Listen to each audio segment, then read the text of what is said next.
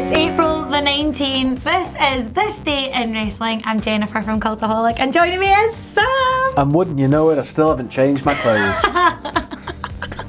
Bless, I wasn't going to say anything, so I could have totally got away with it. So, bit of a slow news day. Yeah, not a lot's happened in wrestling on April 19th. Not a lot, but Sam kindly, very kindly, spent hours researching what actually did happen in the world of wrestling. So we went back to 1998. Yeah, Spring Stampede. Spring Stampede, WCW. I was not a WCW fan. I grew up with WCW. Did you? So, Channel yeah.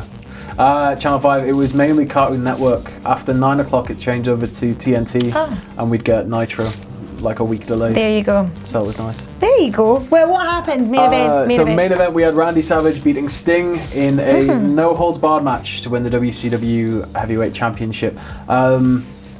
Yeah, he won it for the NWO. Obviously, the NWO by this point was starting to get a little bit fat. Like, it was starting to get a bit, you know, really weird, and every single person was in the NWO, and it was getting to that point where it was like maximum capacity was approaching, and there wasn't really a lot that could happen anymore because of the egos and everybody involved. But, you know, Savage won the belt for them. There you go. By beating Sting. And talking about Sting, there was also, like Sting being a man famous for wielding a baseball bat. There was a baseball bat on a pole match. Which is like prime Russo-esque storytelling. But, you know, it was Hogan and Nash who defeated Piper and the Giant. The baseball bat in a pole match, obviously, I'm guessing whoever gets that baseball bat is able to use that as a weapon. Obviously, I'm assuming, you know, it'll devolve. I was going to say, as, you know, because as soon as one side's got a bat, then everybody's just gonna try and get that bat and use it. But you know, it's just how wrestling was. I guess it was very strange, and everybody loved it for some reason. Like, just really convoluted booking and just convoluted crazy stuff. But I remember as a kid just lapping it up. See, that thing though, and that's the most important thing, really. Yeah, if you can get behind it and watch it, then fair enough. But looking back at it, I don't know what I was thinking. Don't ever grow up. So Raw in 2004, we had a tag team match. Yeah, which crowned new tag team champions. World Tag Team Championships. Yes. Yeah. And it was new champions. Yeah, it was Benoit and Edge who defeated Flair and Batista. And obviously Benoit was the World Heavyweight Champion at the time. Yeah, I mean, it's just one of those sort of Benoit in his peak in 2004, sort of when he was just, you know, just tearing it up and just being the aggressive submission-based wrestler, and when he was champion, I just remember that was like, it was such a big deal. Yeah. And then having him become a double champion, you know, it's just a really interesting little thing. Don't see enough of the double champions. No, you don't, not really these days. No. It's a bit of a shame. I like a double champion. It adds a bit of depth to like storytelling as champion as well. They've got to defend 2 belts. Definitely. So, yeah, I like it. It adds to character. Definitely. Mick Foley becomes TNA champion at Lockdown. Lockdown, obviously they're sort of hell in a cell. Everything's in a cage. Yeah. But the interesting thing I found out about this is 2009 was the last year that they had the 6-sided ring. Oh, for Lethal Lockdown?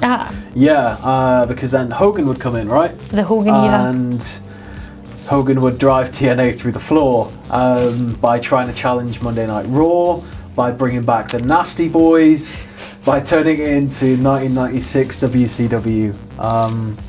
You know, TNA was always a southern wrestling company, and they like wrestling in the south, and they have very fond memories of it, I guess, but it's just sad when there's such a company with so many opportunities and so much talent, and they just get squandered. But it was like the one thing like about TNA at that time was the thing that kept them away from everyone else was their ring. Yeah, it was that was their identity. And they've now got it back, obviously. No, they've gone back to square ring. Oh crap. Yeah, we'll just forget I said that then.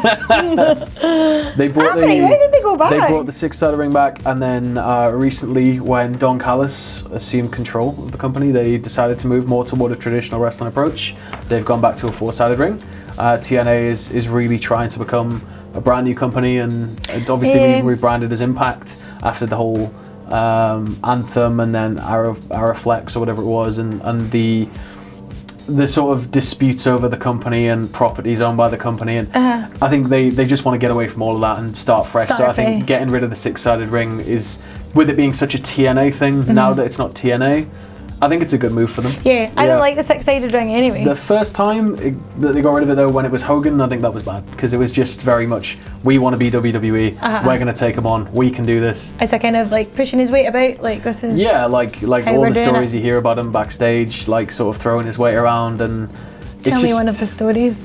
Seen a slow news day. I mean, finger poke of doom, like you've got any sort of situation where Hogan doesn't like the outcome and he's able to, he will, you know, manipulate and work his way around it, because he has that sort of reach. He's Hulk Hogan, so it's just a shame he did it to TNA. In 2010, I'm not, to be honest, I remember this like just being an event in itself, was the Icelandic volcano. Yeah. Which meant that it was the WWE were over for shows in the UK. It was the Raw side of the roster. So WWE, when they tour the UK, they tour usually in 2 halves twice a year. So they will, there'll be Raw comes over, then SmackDown will come over later, and it'll be either April or November time that they will switch. But the Raw roster were in the UK when the volcano erupted, which grounded pretty much every flight out of the UK for a long time. So they were trapped. They couldn't get home, and we had Monday Night SmackDown, which was started by Triple H, who was, I believe, the only Raw roster member that was still in the US. So he came out at the start, and then you just had SmackDown, but it was presented as Raw. As Raw. Yeah. There you go. And the only one that's ever happened. Yeah. And unless there's another natural disaster, probably will happen. Yeah, probably won't happen again. So that was this day in wrestling, and you can follow me on Twitter here. If you like what we do at Cultaholic, you can support us by pledging to our Patreon, patreon.com/Cultaholic. And most importantly, don't forget to hit subscribe and join us.